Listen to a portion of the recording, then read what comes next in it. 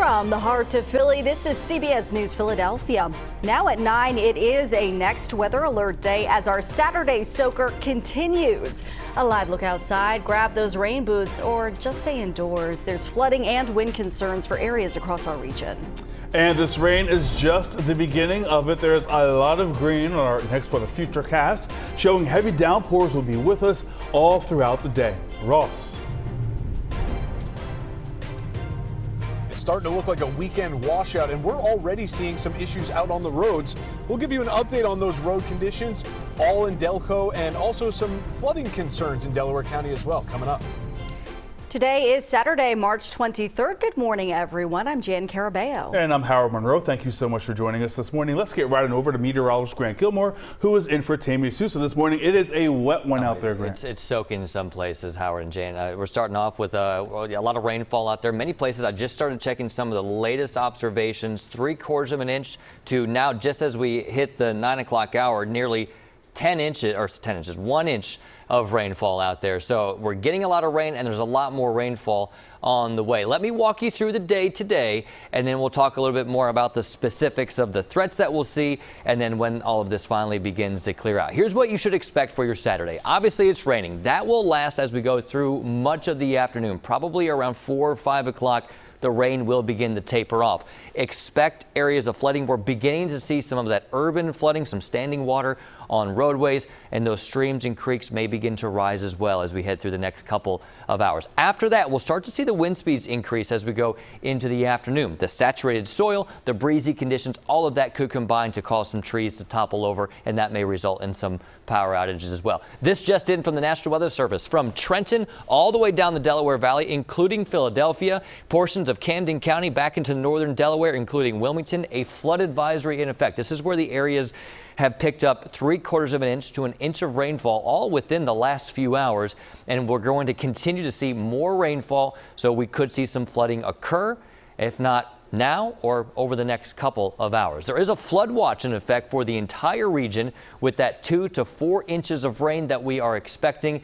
Let me show you the radar. Here it is. A lot of that rainfall coming in from the south. The heaviest of the rain right now really stretches from Atlantic County up into Camden, Gloucester County, into portions of Philadelphia. Several rounds of heavy rain on the way, guys.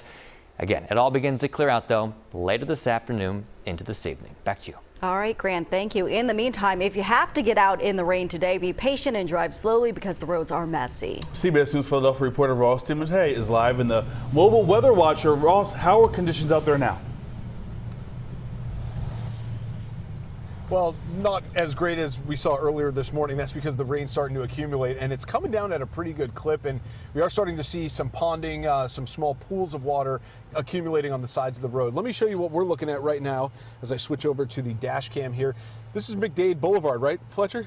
Correct. So we are on McDade Boulevard. I was asking my photographer for confirmation. Heading through Delaware County, we've been kind of alternating between McDade so we can see some of the side streets and also I-95 to give you some looks at the highway. We'll do that in about a half an hour's time. But listen, the roads are wet. We haven't seen or heard of any widespread flooding yet. That's the good news. But not too long ago, guys, I caught up with a couple of Uber drivers who tell me that they actually welcome a rainy day because they say it's good for business. Take a listen. How does that affect your plans? Like, what are you going to do instead? It don't stop my weekend, but there's a lot of things that you can do even just from the comfort of your home, so I really don't stress it too much. So you just... I love the rain because it's less traffic in the rain. Because most people are scared to drive in the rain. I'm good in the rain, though. Well, I'm going to make my money early and then, you know, get back in the house. I live in Darby by Darby Creek, where I live at. Like, I got to worry about where I park at because when it rains, it's like the behind where I live at, it floods out. So I just got to be careful where I park at in that case. So what do? You put your car at like a higher elevation? Yeah, higher elevation, yeah. So you heard that last gentleman reference that he lives near Darby Creek and some of the flooding concerns that come with that. Here's what he's talking about. Take a look at this video. This was back in December when Darby Creek flooded and made quite a mess down in Collingdale. This is some video from the aftermath of that storm. Some of the streams that feed into Darby Creek tend to get clogged up with debris, and that left entire streets underwater back in December. So we ended up checking in with some of the residents who dealt with that flooding, and it turns out many of them are still trying to recover from that last storm, and they told us that they're really dreading this next round of rain. Back out here live, do want to show you we're stopped at a red light here on McDade Boulevard. You see the rain continues to come down. I think it's actually falling Slightly, it's not as intense as it was when we spoke right around 5, 6 o'clock this morning. That said, it's still coming down pretty consistently and not showing any signs of letting up. As I come back on camera, just want to mention that, really we heard that from multiple residents about how all they can do to prepare for any kind of flooding from the Darby Creek is to park at a higher elevation and then essentially just hope for the best. We asked one gentleman what he plans to do. He says he's going to just say a prayer and try and enjoy some March Madness on his Saturday before having to deal with any repercussions that could come from flooding as it pertains to the Darby Creek. We're going to continue to check in and see if there's any widespread flooding, and we're trying to make our way over to 95 to give you a look at the highway coming up in just about a half hour, guys. We'll check in a bit. I'll send it back to you. All right, Ross, I can feel all these folks who have to get these Ubers. I'm not necessarily liking it when I got to get home today. Good luck getting one of those Ubers. It seems like business is booming, but it's the city. It shouldn't be too tough. Yeah, I'm going to send Grant a Venmo request.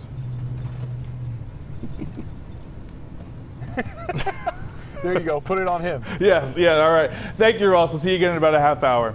And you can get the latest next weather forecast anytime online. We will also have live weather updates throughout the day and also streaming at cbsphiladelphia.com. We have some breaking news from overnight. One person is dead after a crash in Deptford. You're looking at video from Herfville Road and Deptford Center Road. That's where two cars collided. This happened at about 9 o'clock last night. We don't have word about other injuries or cause for this crash. In Voorhees, a driver is dead after a crash there overnight. You're looking at footage from Chopper 3 at Haddonfield Berlin Road near I-295. One person is dead. A second was reported trapped. There's no word right now on how that second person is doing or cause of that crash. Now to a developing story out of Russia. ISIS has claimed responsibility for the attack at a Moscow area concert venue. This is new video here of rescue teams working to clear the rubble and search for bodies. Officials now say at least 115 people were killed in that attack. Russian authorities say several men in combat fatigues entered the venue and sprayed the crowd there with gunfire. This is now the deadliest terror attack in Moscow in decades. U.S. Secretary Security Advisor John Kirby spoke to the media about the attack. Images are just horrible and just hard to watch, and our thoughts obviously are going to be with the victims of this terrible, terrible shooting attack. At least 11 people have been detained, and 4 of them were directly involved in the attack. The federal government will continue to operate after the U.S. Senate passed legislation early this morning to avoid a last-minute shutdown. The move follows action by the House on Friday. But even though the measure passed with bipartisan support in the lower chamber, it may come at a price for Speaker Mike Johnson. Willie James Inman has more from Capitol Hill. The Senate has now passed a bill which will fund the government for the rest of the year and avoid a shutdown which was set to take effect at midnight. It is good for the country that we have reached this bipartisan deal. It wasn't easy, but tonight our persistence has been worth it. The bill now heads to the president's desk for his signature after the House passed the bill with broad bipartisan support Friday morning. On this vote, the yeas are 286, the nays are 134. The funding bill passed in the House despite stiff opposition from the right wing of the Republican Party, who say spending is too high and it doesn't address the real crisis in the country. Some will say that the Republicans are in the majority in the House, but it's clear that the Democrats own the Speaker's gavel. Because this bill, it's not a Republican piece of legislation. It's keeping the border open. The last time Republicans passed a spending bill over the objections of the far right, it cost House Speaker Kevin McCarthy his job. And history may be about to repeat itself with current House Speaker Mike Johnson. This is basically a warning. Georgia Congresswoman Marjorie Taylor Greene filed a motion to vacate the Speaker's chair. It's time for us to go through the process, take our time, and find a new Speaker of the House that will stand with Republicans and our Republican majority instead of standing with the Democrats. Johnson says he's not concerned. I don't operate in fear, no. We have to do the job and we have to govern, and that's what we're doing day by day. House members are going on a 2-week recess, which could give Johnson time to convince Greene to withdraw the motion. Willie James Inman, CBS News, Capitol Hill.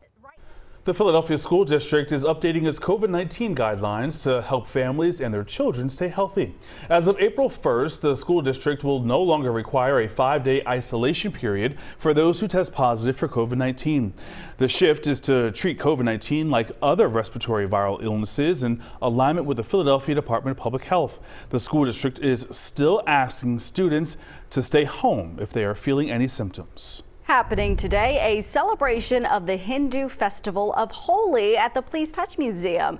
The event is a festival of colors, love, and springtime. Starting in just about 30 minutes, the museum will host tie-dye creations, mural painting, Bollywood dance shops, dance workshops, and Indian dance performances. General admission tickets are required.